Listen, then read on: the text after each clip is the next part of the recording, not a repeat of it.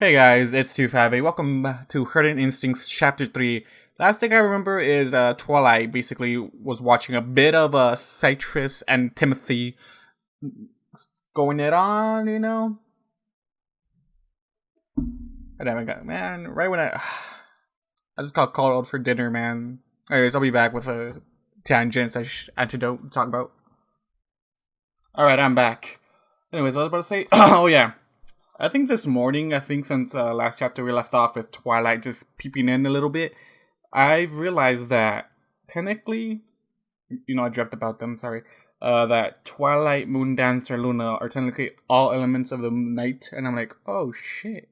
And I'm like, Moondancer is basically like an adorable Twilight before Twilight got kicked into Ponyville from Celestia, and I'm like, yeah, they'll be adorable. Actually, now that I thought about that, and I'm like, probably because I daydream a lot. Okay, leave me alone.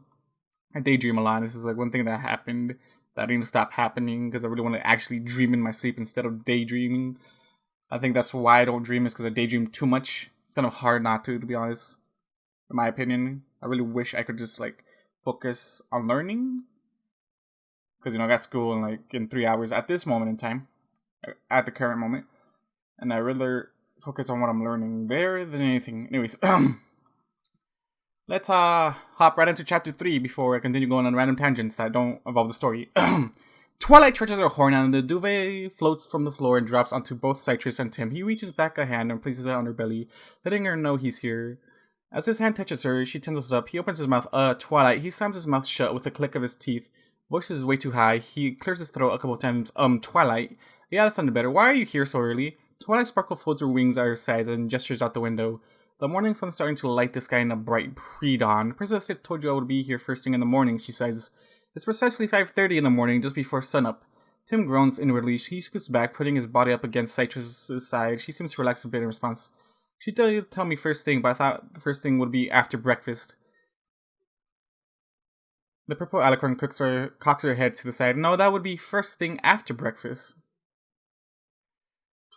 Tim says, Twilight, she perks her ears forward. What is it, Tim? A little privacy, please. His voice cracks as he says the last word. Twilight's face positively glows as she finally realizes what he means. Once again, her wings extend over her face. Oh, I'm sorry, she says softly as she turns and slams the door. Ah, shit. I lost my spot! Okay, we're back here. He takes a moment to breathe and finally flips over to look at Citrus. I'm so embarrassed, Citrus moans softly. The Princess of Friendship saw me getting it on with a stallion. Gets a smile from Tim. I'm sorry, I didn't know she would be that punctual. He wraps his arms around her and kisses her cheek. She huffs. It's Princess Twilight. Sparkle. She's always punctual. Tim rolls his eyes. Who shows up at 5:30 in the morning? Citrus giggles. Apparently the Princess of Friendship does. She rolls off the bed and lands on her hoofs. She turns and rears up to give Tim a long kiss. After finally coming up for her, I'll be back later, okay? He looks into her eyes for a long moment. I can tell her to buzz off. Citrus gasps. No, you don't tell a princess in Equestria to... She gulps, buzz off. She shudders for a moment. We'll just have to marry up and walk out with my head held high. Yeah, be proud, Mary. You technically already courted him, so yeah, be proud. Be proud. She walks to the door, indeed. Her head is held high, along with her tail clamped firmly into her rear. Her horn lights and the door opens. Tim hears her greet the princess as she walks through the sitting room to leave. He reaches over and pulls on his shirt. A glance at his previous shirt tells him every button has been dispersed around the room. Maybe he can ask for a needle and thread. She certainly did a number on his shirt. He stands up and heads into the sitting room. The books that Twilight had dropped earlier are stacked on the table. The princess herself is pacing back and forth, her tail thrashing, her ears flicking nearly continuously. She finally turns to pace in his direction. And does a double take, her ears flattening to the side for a moment. Do you need a few moments, Tim? He furrows his brow. What? That's a weird thing to ask when you just see them. She sits down and her tail continues thrashing along the floor. I'm guessing if I had been a few minutes later, I would have found you in even more compromising. Wait, yeah, I guess that you're right, but why would you have to look that? Found you in an even more of a compromising position. She pointedly looks at his crotch. He glances down and gasps. After everything, he is tenting his pajama pants. His hands dart down to cover himself up quickly. I'm so sorry, he moans. She looks at him, his bright red face and his hands Over her scratching, she giggles. It's okay, Tim. I should have thought. And to be honest, Timothy, she looks down, her ears again flattening to sides. I should have knocked before I just came in. She waves away his response as she stands up and turns toward the book, her horn lighting as she picks him up. Her tail continuing to swish back and forth. He gets several fleeting views of her own female parts. Until today, he's never paid attention to that part of the ponies.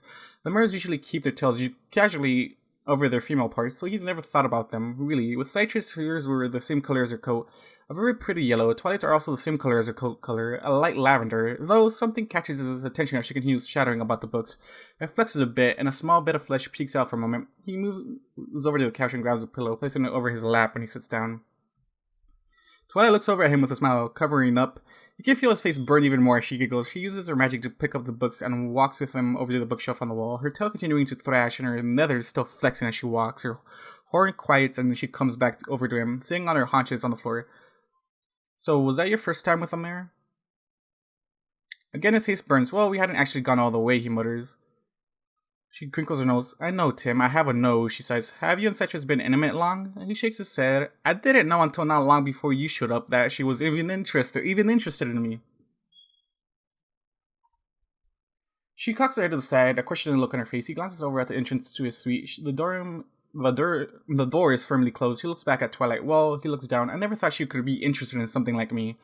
Twilight's ears flatten back. Why? He rubs the pillow a few times and searching for words. Well, I'm so different than you ponies, he throws off as a look of genuine anger blossoms on Twilight's face. All I'm saying is, we get a lot of hints that Twilight is into him. I'm not sure when. Like, I haven't gotten to the point where Twilight talks to Citrus and Tim about this. But I guess we'll both have a fun day when that happens. She growls softly. Tim, ponies herd with many other denizens of Equestria, and beyond all the time, I know of herds that include griffins, zebras, and one with a minotaur in it. She stops looking at him seriously. Oh, I get it. She hooks a bit. You are shocked to find she chuckles a bit. You are shocked to find you are interested in her. She moves up and puts a hoof on his knee. Why? Tim looks down. Well, where I'm from, we have ponies and horses, and he looks down. It's quite taboo to want to have sex with them. She looks seriously at him. Just sex? Well, they aren't a symbiont like you ponies are. Some view that the equivalent of rape because it's merely an animal. It's typically called bestiality. She frowns. So would it be taboo as if those horses or ponies or whatever were as intelligent as you are? Would it be as taboo?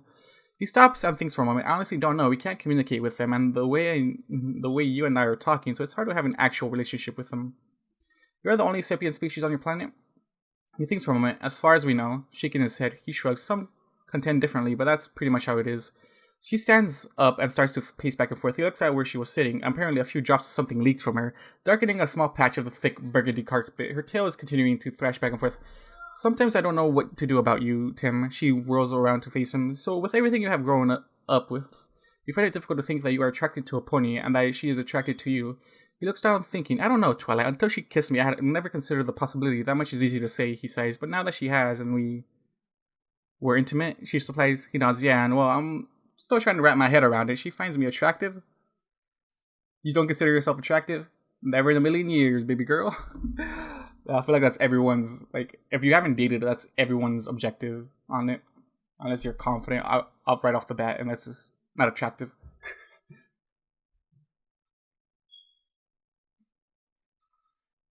Well, I never thought ponies would find me attractive. She giggles on her horn lights. A mirror floats from the bathroom and hovers in front of him. He looks into his great eyes in the mirror. Look at yourself, she murmurs softly. His dark brown hair, his familiar face. You are different than we are, that is true, but you aren't ugly. The right mirror can see beauty in you. He looks at her, everything she has said, how she's acting right now. Princess, are you coming on to me? Yep, she is. She yelps and her magic sputter. The mirror drops to the floor and shatters. No, she nearly shouts. I've got too much going on, and I'm here to be your teacher, as Princess Celestia asked, to teach you our customs and laws, make you a member of our society. He smiles. Okay, so what are you going to teach me first? She looks at him, her horn lighting again, the mirror mending quickly and floating back into the bathroom. Well, considering you and Citrus, I think herds and sexuality just might be a good idea. And again, he feels as though his face is going to catch on fire, and Twilight giggles. Did I hit a nerve there?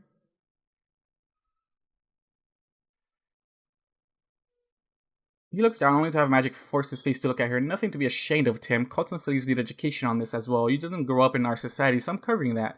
Those books, she gestures to the bookcases, are you mainly geared towards your younger audiences that will give you some knowledge of our lore? Okay, the bookcases. Okay, so the bookcases are mainly geared towards younger audiences. This will give you some knowledge of our lore, our fairy tales, what makes the ponies around you tick. She walks around the room. In effect, I had a whole checklist of subjects to cover when it comes to your education. She stops before him and a piece of parchment zips out of her bag and unrolls in front of his face. It was indeed a checklist, written with perfect penmanship, and the entire length of it filled out and checkmarked. It suddenly rips in two, and he jerks back as fire quickly consumes the list, revealing the alicorn once again, who shoves her face nearly into his. And you had to destroy it by getting intimate with your nurse from when you were in the hospital.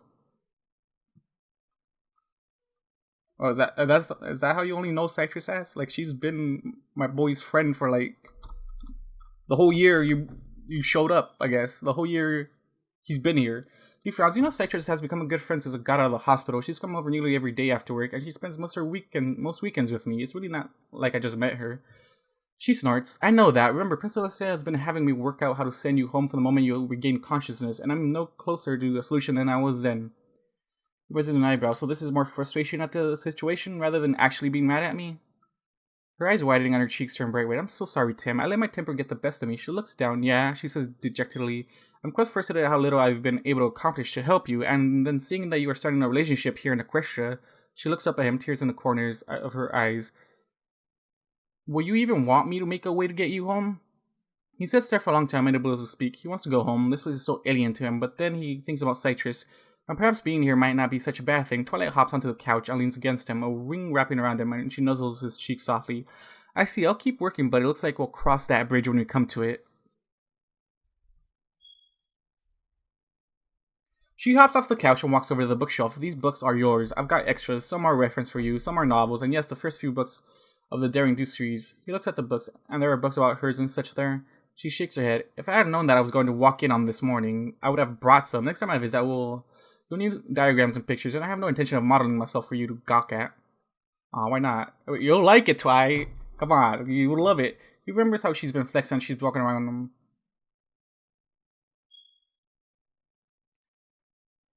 Okay, he remembers how she's been flexing and she's been walking around as she's been walking around. I'm Twilight. When a mare's parts, I guess, flex a bit and something pokes out from it, I'm not exactly sure what that is. She keeps her composure. Either she's unaware that she's been doing it, or she's ignoring that fact. That is weakening Tim. The little part pushing out for a moment is her clitoris. Do human females have a clitoris?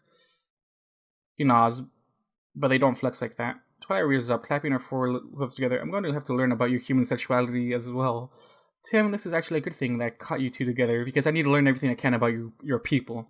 Well, you don't need to, Twilight. That's just you on your hobbyist tendencies.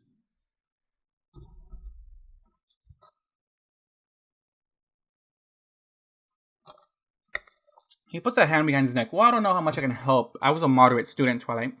She stops clapping and puts her hooves down. She looks at him seriously. Tim, all we know about humans comes from observations of you. Anything you can tell us about your people is helpful. Everything from your day-to-day life, biology, interests, likes, and dislikes, to whatever you know about your world, or the universe you come from. It could be useful.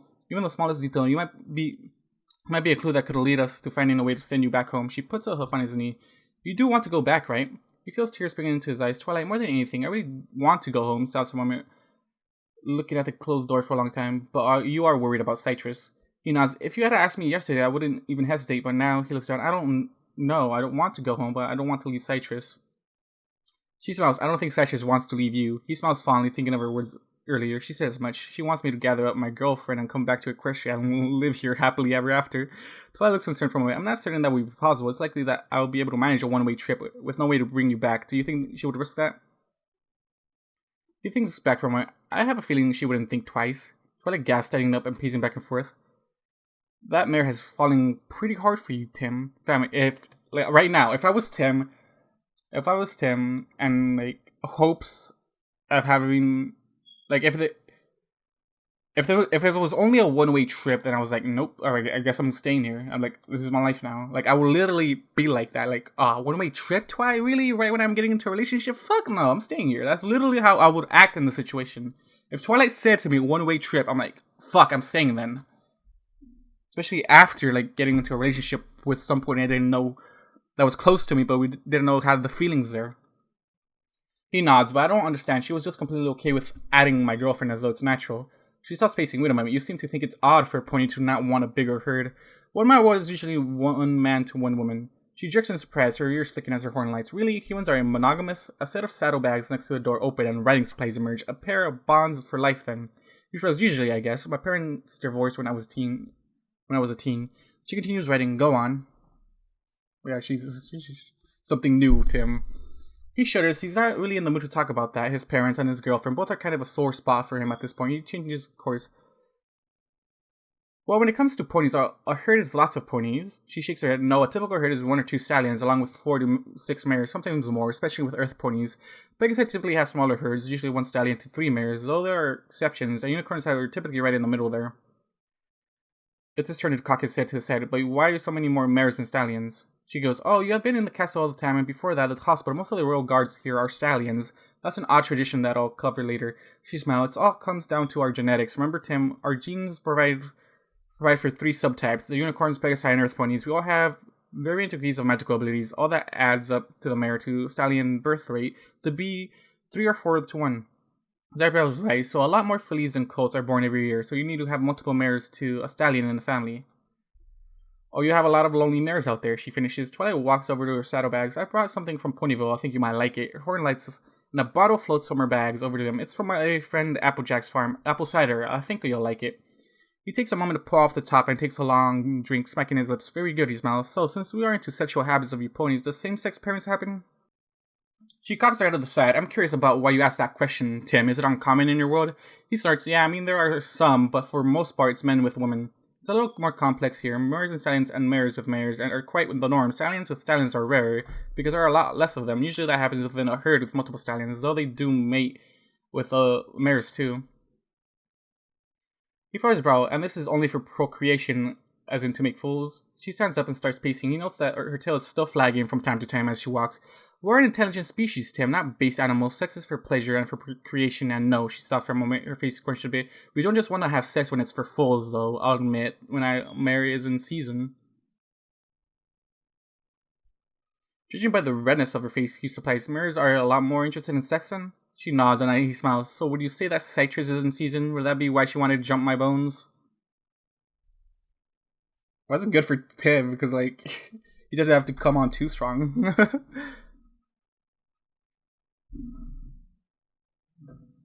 She looks at him sharply. Well, I can't say for certain. I'm pretty sure she wanted you simply because she wants you. It's just a doubt that you could sire a fool. I've looked at your genetic information. I don't think you are compatible when it comes to fools. He looks down and is surprised to have a wing brush against his cheek. Looking up, he sees Twilight standing there, a soft smile on her face. Though I have to say, Tim, after talking to Celestia and Luna, along with the guards and some of the other staff at the castle, and meeting you myself, I have no doubt that you would be a good father to any foals your herd would eventually have, even if you can't give them to Citrus and whatever other mares end up in your herd. Ugh, he yells. How many mares is she gonna want? Twilight goes, she's a unicorn. She might want any size of herd. She looks at him slyly. What would you do if she wanted a bigger herd? 2 or 3 more stallions or 10 more mares? His eyes book out, mouthing the word 10 slowly. She whaps him on the shoulder with a wing. Don't get all full of yourself, Tim. 10 mares is a big herd, but no worries. There, you'll have some stallions to help with the mares, unless... She turns and walks slowly around the room, her tail continuing to give him occasional views of her own mare herd. He is watching as it winks again and getting a gulp from him. They don't want a foal right there. Then you would be the only one to be able to satisfy them. He gulps again as she gets up on the couch next to him, her magic bringing a book towards him. Well, that's enough today about sex. Let's work on a different subject. My god, dude. So, if you guys did not understand that conversation, there are some stallions in this herd thing. I feel like for me, other than like the 6 to... I guess to me, when I normally read these stories, it's 6 to... like the main 6 to 1 human, or like 2 to 3 to 1 human again. And this is like female to male ratio. But with this one, it's like actual, like, I think it's like actually taken from real life herds, which is kind of nice actually. I want to see how Tim, because like in this world, females are more, I guess more, I don't want to say like more privileged, but more dominant, I guess, compared to how we have in our world. Anyways, back to the story. He puts his hands to the sides of the pillow and nods. She smiles and heads over to her saddlebags. He's calmed down now, then his left hand notices a bit of wetness on the couch cushion next to him. That was where Twilight sat when she gave him a hug. He rubs his fingers in the small wet spot, then brings them up to his nose. A quick inhalation and he looks over at Twilight. The smell was so similar to how Citrus smelled when he had parted her lips, an almost woody smell, very pleasant. He sits again and looks at Twilight, who is continuing to talk as she pulls things from her saddlebag. He shakes his head. What's going on here? You're falling in love with Twilight's smell, my boy. And I see that's a good thing, because she likes you. She just has too much on her plate, sadly, at the moment. Alright. Time travel, or switch perspectives back to Citrus when she left, I assume.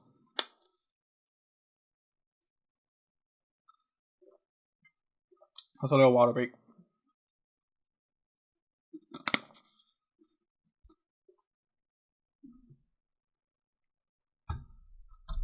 Cayanne snorts as she jerks out of bed. It's gotta be Citrus coming home that woke her up. She glances at the clock. It's not much after 6. They had plenty of time to do the deed. She grins as she gets out of bed, ignoring how tired she is. Her magic yanks open her door, and a quick glance of Citrus' bedroom shows that the yellow mare hasn't gone to bed yet. So it was the front door closing that woke her up. She trots down the stairs and looks around. The light in the kitchen is on. Though the sun is brightening the entire apartment, she moves over to the doorway of the kitchen, watching Citrus move around. The other mare's horn is lit, pulling something to drink out of the fridge. She smells as eggs float out of the fridge as well. A moment later, tomatoes and kale also join the eggs on the counter. Citrus turns around as a big bowl comes out, and the yellow mare gets to work. Morning, Cayanne, she says as she hops up on the bar stool set next to where Citrus is working. Anything I can do to help with breakfast? Citrus nods absently and slides the cutting board over, along with an onion and the kale. It's a nice and dice, Citrus says softly, and Cayanne gets to work with a knife. She peels the onion and has it diced quickly. She brings a bowl over and lifts the cutting board to slide the onions in, and she starts working on the kale, keeping an eye on Citrus as she finishes with the pie crust and fits it into the pie pan. The look on Citrus' face doesn't seem like a satisfied mare. She decides to break the ice. So, how was he? Citrus' magic sputters and fails, causing the eggs to fall. Cayanne is quick with her own magic to catch the eggs. She goes, "He was that good? Don't want to tell me?" Citrus looks down as her magic starts to chime again, gently grasping the eggs and starting to crack them into the bowl. "He's an amazing kisser," she says softly, her cheeks hitting. That gets a grin from Cayanne. "Okay, he's a good kissing, but how was he in bed? Did he ride you hard?" Citrus brushes him. Well, he could do it with his mouth and his wonderful fingers. She shudders. "I made some very embarrassing noises from that." Cayanne finds her own face starting to heat. "You are avoiding the question, Citrus Bush. Did you and him?" She throws off at the shake of Citrus' head. "No, Cayanne." She looks up at Cayanne. "We were really close. I was just about to pull his pants off when..." She throws off. Cayanne sits there for a long time watching Citrus, sitting at the bar, her magic holding an egg over the bowl, but not doing anything with it. She finds herself tapping a hoof on the edge of the stool. She finally reaches a hoof over to touch Citrus on the withers. "Citrus," she says softly. Citrus bursts into tears. The egg explodes and the yellow mare flops her head onto the counter. "Princess Twilight Sparkle showed up as Tim had his face under my tail," she wails.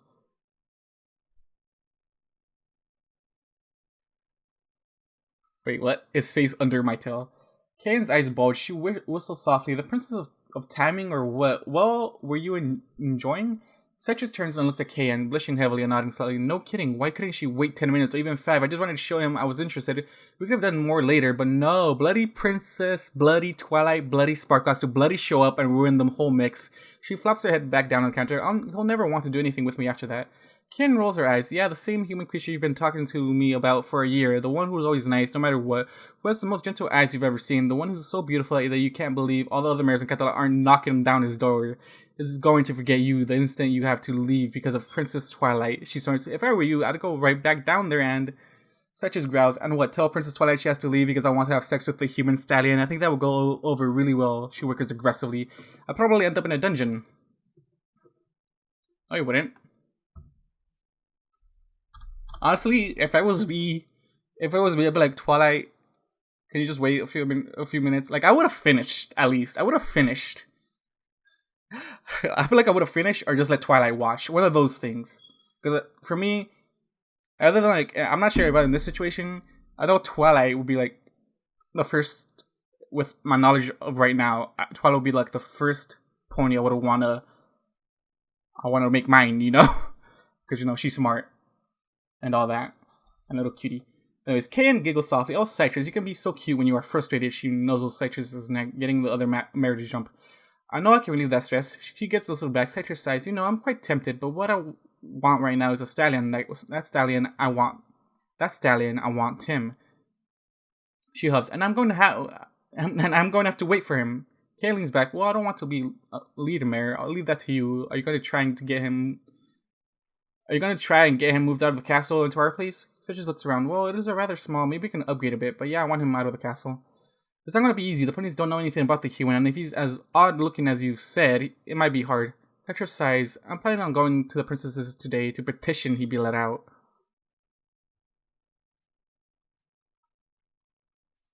Cayanne smiles. I don't have a problem with that. Hell, I'll go with you on that, but wait until tomorrow to do that. Such a furrows her brow, but only to have a hoof placed over her muzzle. Today we're going to go apartment shopping and find a bigger place, and then we are going to White Lightning's party tonight. A party? What? Yes, a party. Who knows who's gonna... Oh, fuck. Yes, a party. Who knows who's gonna be there, right? Silverwing... You know who's gonna be there, right? Silverwing, I want to see him. I think it'll take a little while, but that's 2 stallions for our herd eventually. She knows the Citrus again. Getting her ears to flick back and forth. You do still want to start a herd, right? We've been talking for months.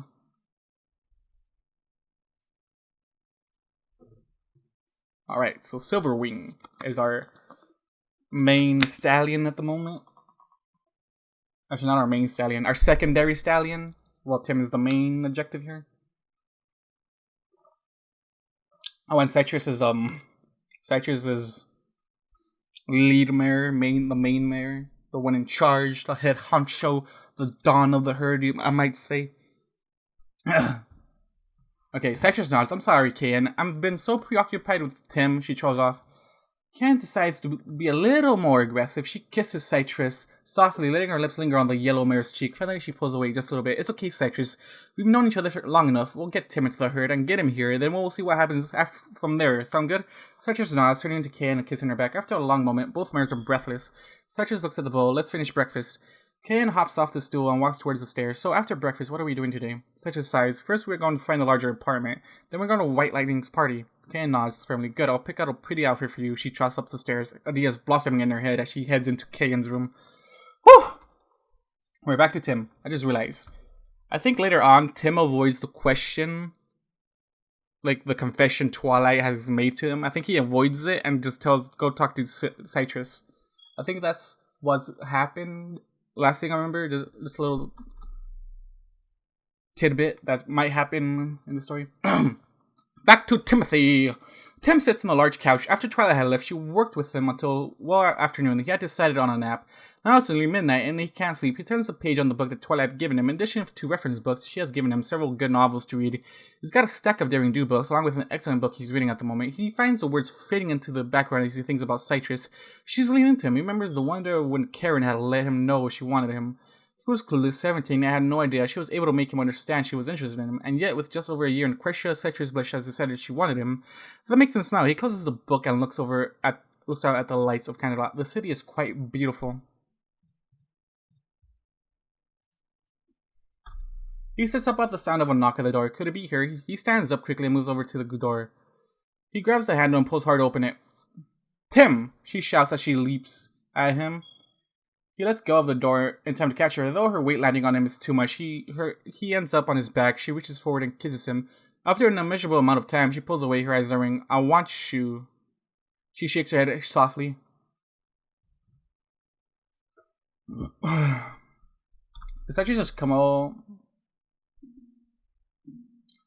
He reaches up a hand and cups her cheek. Citrus, I do believe you are drunk. He looks at the rest of her, and you are wearing clothes. She moves off of him and twirls around, showing off her dress, a dark red and black top with matching skirt. Though he notices a red bow weaved into her hair, she stops and suddenly smiles at him. You like? I've only seen the guards wear armor. That's so pretty. She smiles. Happily. I went to a party while White Lightning was celebrating. Quite a few ponies there. She comes forward and stumbles over her dress. He lurches forward and catches her. She giggles and looks up at him. Wanna take it off of me? Damn, man, that seems so amazing just to have that happen. He narrows his eyes as she giggles. She seems to be steadier now, so he lets her go. She walks towards the bedroom. After a moment, she stops walking, turning to look back at him. Her eyes cross as she looks up at her horn. After a few seconds, it begins to glow. A soft cerise glow enfolds him and picks him up gently. I'm not as think as you drunk I am, she slurs. He is in no position to argue as she carries him to the bedroom. She places him on the bed as she hops up with him. She moves up and kisses him again. He kisses her back fiercely. He relishes her taste and the added flavor of the alcohol she had apparently drunk as well. His hands run along her body, feeling that soft fabric. He grabs the dress and pulls it towards him. She breaks off the kiss and backs out of the dress, allowing him to throw it to the floor. Though the tail ribbon stays, the big bow right over her rump and the tails of the ribbon weaved into her forever tail, she giggles. You like unwrapping your present, Tim? He nods as she lunges forward to kiss him again. He finds his body reacting strongly. She pushes forward, forcing him to lie on his back, continuing to kiss him. Her hooves drum along his chest and sides as she continues, her tail thrashing right over his crotch. She moans as she kisses, the same smell from earlier permeating the air. He's finding he really likes the way she smells.